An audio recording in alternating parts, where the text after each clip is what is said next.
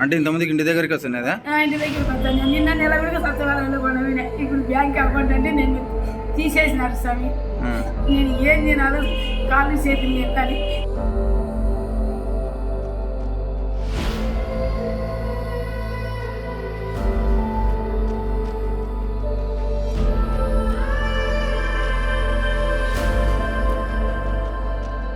చంద్రబాబు నాయుడు మోసాలకు రెక్కలు కడతా ఉన్నాడు, అబద్ధాలకు రెక్కలు కడతా ఉన్నాడు. అవ్వా తాతలకు ఇంటికే వచ్చే పెన్షన్ తాను ఆపి మనం ఆపామని చెప్తాడు. ప్రతి ఒక్కరు కూడా ఆలోచన చేయమని అడుగుతా ఉన్నా, అబద్ధాలు ఏ స్థాయిలో చెప్తా ఉన్నాడని. ఏ రోజైనా 14 సంవత్సరాలు చంద్రబాబు నాయుడు గారు ముఖ్యమంత్రిగా ఉన్నప్పుడు అవ్వా తాతలు బాధ పట్టించుకున్నాడా?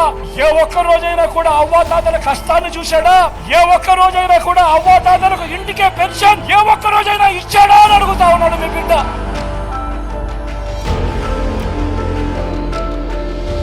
ఎన్నికలు వచ్చేసరికి జగన్ కు మంచి పేరు వచ్చేస్తా ఉంది.